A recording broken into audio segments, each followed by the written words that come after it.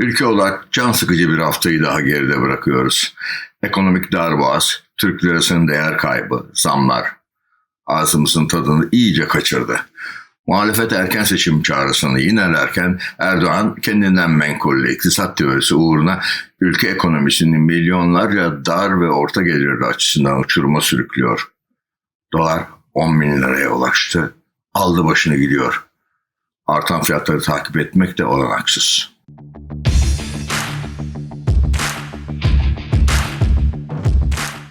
After the statements of Erdogan, who said at the group meeting, "I will not walk together with those who support interest rates," the increase in the depreciation of the Turkish lira gained momentum.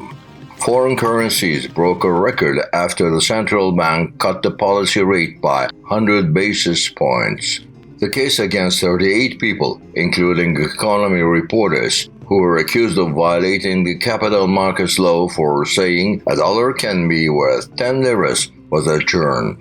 Despite the Constitutional Court decrees on rights violations, Justice and Development Party Afyonkarahisar Parliament member Ali Özkaya spoke at a session during the discussion of the Parliamentary State of Emergency Investigation Committee's refusal of the Peace Academics reinstatement applications and said, "The decrees of the Constitutional Court do not have any consequences in terms of civil servants and administrative law."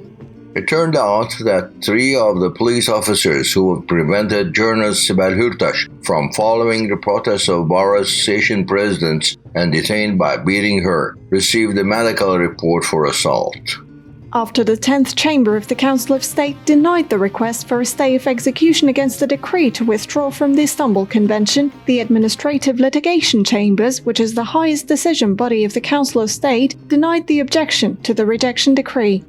Israeli couple Natalie and Mordi Oknin, who were arrested on charges of espionage for allegedly photographing Erdogan's house, were released after the intervention of the Israeli state and their meeting with government officials. The couple departed to their country on a private plane, accompanied by Israeli officials.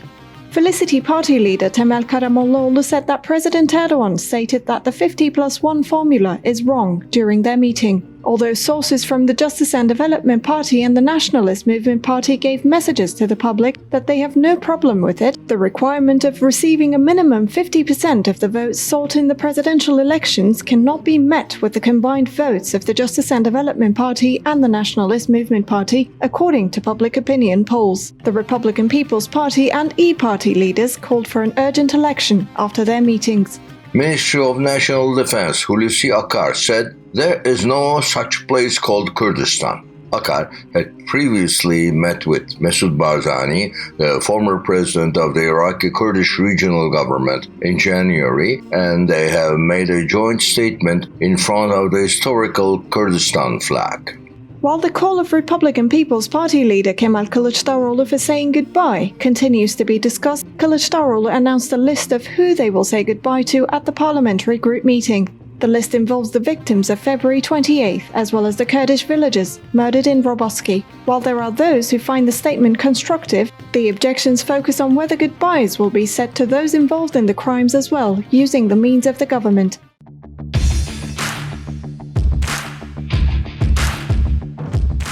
Ülke ekonomisi gibi demokrasisi de can çekişiyor uzun süredir.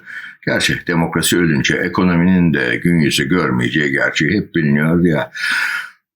Rahmetli devamımız Einstein ne diyordu? Delilik aynı şeyi tekrar yapıp farklı sonuçlar beklemektir. Deniz Gümüşel protested the Olive Festival organized by Milas Municipality and District Governorate under the sponsorship of Yeniköy Kemerköy Thermal Power Plant by opening a banner with the words, "Coal is the killer of olives," and shouting slogans. Gümüşel was detained by the police. Istanbul Fatih District Governorate banned the Kurdish stand-up show, Davia Davia, which was planned to be staged on the organization of People's Democratic Party Youth Assembly. The district governorate did not explain the reason for banning the performance to be staged at the Water Performing Arts Center.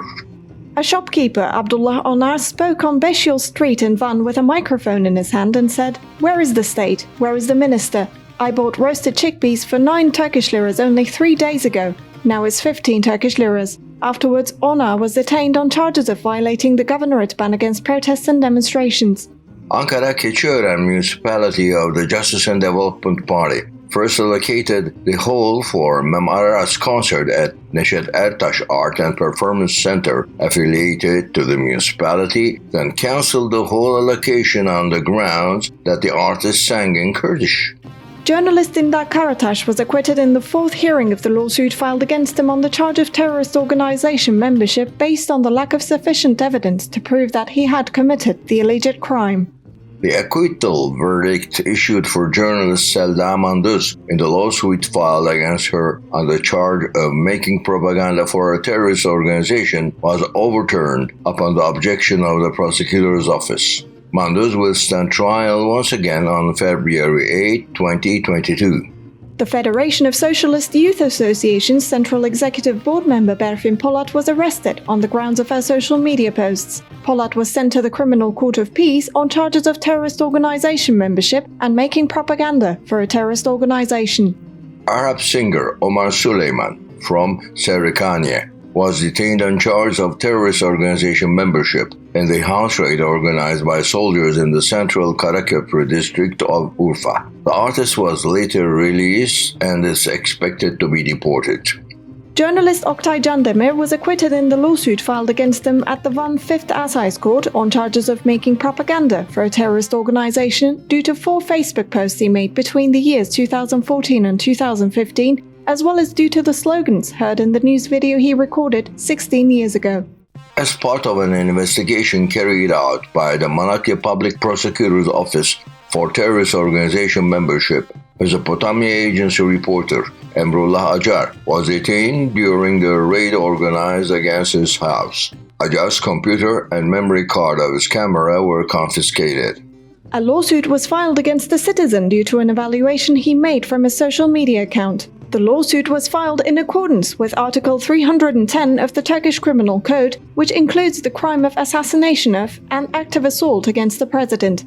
The citizen has posted the following statement on social media in March 2020. Mahin Sayın wrote, Tayyip Erdogan hopes that he will be able to get out of the deadlock he's been dragged into thanks to the COVID-19 pandemic, but this account looks like a boomerang and will inevitably turn around and hit his head. It seems that there will be no pain that the people of Turkey have not experienced before his head is broken. The citizen stood trial at the Ankara 20th Assize Court and the case was adjourned to December 16th.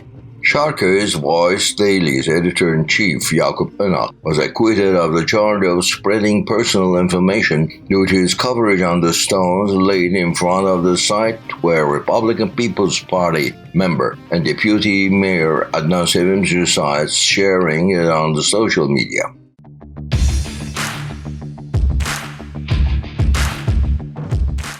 Haftanın düşünce ve ifade özgürlüğü davalarına bakmadan önce kamuoyunda Kobani olayları veya 6-8 Ekim olayları olarak bilinen 2014'te yaşanan protesto ve şiddet olayları ile ilgili Ankara 22. Ağır Ceza Mahkemesi'nde devam eden davanın akıbetini HDP Grup Başkan Vekili, hukukçu milletvekili Meral Danış Beştaş'a sorduk. Önce ona kulak verelim. Kobani davası aslında son yılların değil, 2014 yılından beri Kobani protestoları Türkiye ve dünyanın gündeminde. Kobani protestoları neden olmuştu? IŞİD'in Kobani'nin etrafını kuşatması ve yüz binlerce başta Kürt halkı olmak üzere oradaki halkı katliam tehdidi altında tutuyordu. Dünyanın her yerinde Kobani ile dayanışma etkinlikleri vardı ve o dönem HDP'de en başından beri Kobani halkının yanında ve IŞİD'e karşı zaten bu düşüncelerini ve etkinliklerini yürüten bir siyasi partiydi. 2014 yılında olan protestolar sebebiyle bir soruşturma açılmış ama işlememişti.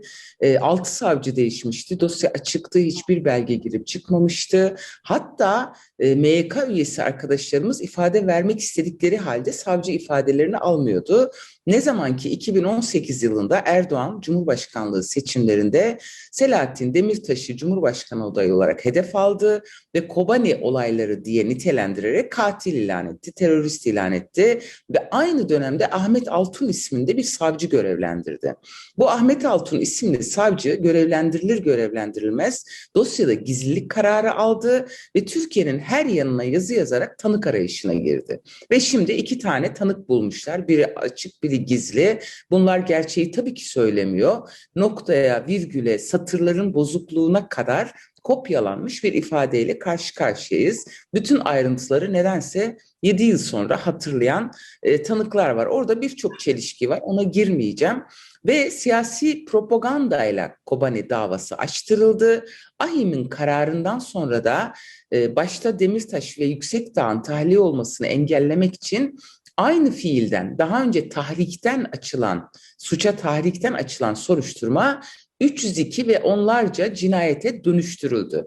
Yani bir savcı geldi, Ahmet Altun, ben o savcının yaptığını beğenmiyorum, ben yeni bir dava açıyorum. Mükerrer yargılama bütün hukuk sistemlerinde yasaktır ve şimdi devam eden Kobani kumpas davası bu davadır. Bu davada aslında tweet gibi bir sebep ileri sürülüyor ama tweet dışında her şey dosyada var. Sadece basın yayın organlarından derlenen, toplanan bilgiler, klasik kendilerince hazırladıkları belgelerle bizim eş genel başkanlarımız ve MYK üyelerimiz ve önceki dönem belediye başkanlarımız yargılanıyor. Burada bu davayı açan da, yargılamayı yapan da ve bu süreci yürüten de AKP-MHP ittifakıdır. Burada yargı sadece söylenilenleri yapıyor. En son mahkeme başkanı da görevden alındı ve yeni bir mahkeme başkanı atandı. Yıldıray Kaya isminde. Yıldıray Kaya da şu sözleriyle hafızalarda, Deniz Poyraz İzmir'de katledildiğinde hemen öncesinde neden HDP binalarına saldırı olmuyor diye bir açıklamayla kamuoyunun gündemine girmişti aslında. Şimdi bu dosyanın en önemli özelliklerinden biri tabii ki siyasi bir dava. Savcısı AKP, MHP ve Bahçeli bunu her gün grup toplantısında zaten ifade ediyor. Tehdit ederek, şantajı uygulayarak bunu ifade ediyor. Bir de bu dosyada hiç olmayan bugüne kadar bir husus var. Adalet Bakanlığı bu dosyada müdahil. Emniyet Genel Müdürlüğü müdahil. Bütün bakanlıklar müdahil. Jandarma Komutanlığı müdahil. Yani Adalet Bakanlığı hakimlerin, savcıların başkanı, HSYK'nin başkanı aynı zamanda bu davada savcıyla beraber fiilen de görev yapıyor. Tam anlamıyla bir kumpas, istiklal mahkemelerini aratmayan bir yargılamamış gibi yapılıyor diyebilirim. Siyasi olarak şu anda HDP'yi etkisiz kılmaya çalışıyorlar. Hani halk üzerindeki desteğin, halkın desteğinin silinmesi için bu davayı açtılar. Kapatma davası savcısıyla bu savcı birlikte çalışıyor. Bununla yol almaya çalışıyorlar. Kısa bir yargılamayla bitirmek istiyorlar. Hani hiçbir kurala zaten uymuyorlar. Asgari kurallarda da hani görünüşte bile olsa buna uymadan ceza vermek istiyorlar. Fakat AKP ve MHP bu olmadıkça daha çok öfkeleniyor. Çünkü neticede on binlerce sayfa yalan, asılsız bir dosyayla, kabartılan bir dosyayla karşı karşıyayız. Biz orada yargılanan değil arkadaşlarımız, yargılayan konumunda ceza vermek isteyebilirler, ceza verebilirler ama bu asla uzun vadeli bir şey olmayacaktır. Yani kesinlikle ilk seçimde bunlar yargılarıyla beraber tarihe karışacaklar. Şimdi de haftanın diğer davalarına bir göz atalım. Turkish Medical Association High Honorary Council member Seamus Gözalp was acquitted in the lawsuit filed against him on the charge of terrorist organization membership within the investigation conducted by the Diyarbakır Chief Public Prosecutor's Office against the Democratic Society Congress. In the latest hearing of the lawsuit filed against journalist Rustam Batum on the charge of openly insulting the military and security forces of the state due to his speech during the show Agenda Debates with Ayşe Güldoğan on IMC TV channel on September 10, 2015, the court decided to wait for the execution of the arrest warrant against Batumi and adjourn the case to March 4, 2022.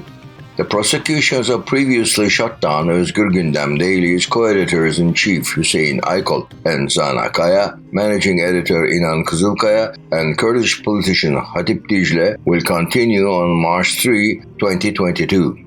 In the latest hearing of the lawsuit filed against Contemporary Lawyers Association chairman and lawyer Selçuk Kozağaçlı on the charge of terrorist organization membership, the court decided for Selçuk Kozağaçlı and Barkın Timtik to remain under arrest and adjourned the case to January 5th, 6th and 7th, 2022.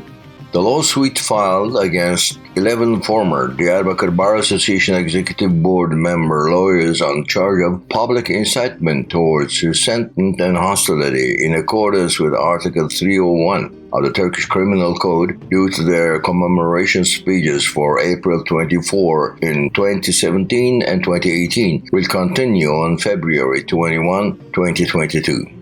The lawsuit filed against 7 students with the allegation of public incitement towards hatred and hostility on the grounds of the Kaaba image and the LGBTQI+ flags taking place together in an exhibition held within the scope of the protests against Melih Bulu, the appointed rector of Boğaziçi University, has been adjourned to February 9, 2022. The prosecution of journalist writer Ahmet Altan will continue on April 19, 2022 on charges of insulting a public official. In the lawsuit filed against Mesopotamia Agency reporters and journalists Sadiye Eser and Sadık Topaloğlu on the charge of terrorist organization membership, the court decided to forcefully summon the case witness and for the judicial measures against the journalist to remain. The case was adjourned to January 11, 2022. The lawsuit filed against Dicle News Agency Batman reporter Engin Eren and 75 others on charge of terrorist organization membership, aiding a terrorist organization, participating in unlawful meetings and demonstrations, violating the law and restricted military zones and security zones, and using force or threat to prevent a public official from performing his duty will continue on January 21, 2022. Programımıza her zaman olduğu gibi hepimiz için hapiste yatan sevgili Osman Kavala'yı, Selahattin Demirtaş, Figen Yüksekdağ, seçilmiş belediye başkanlarını, HDP yönetici ve üyelerini ve tüm düşünce suçlularını saygıyla selamlayarak kapatıyoruz. Kalın sağlıcakla. Evet, sadece bu sözünü ciddiye alın, sağlıcakla kalın.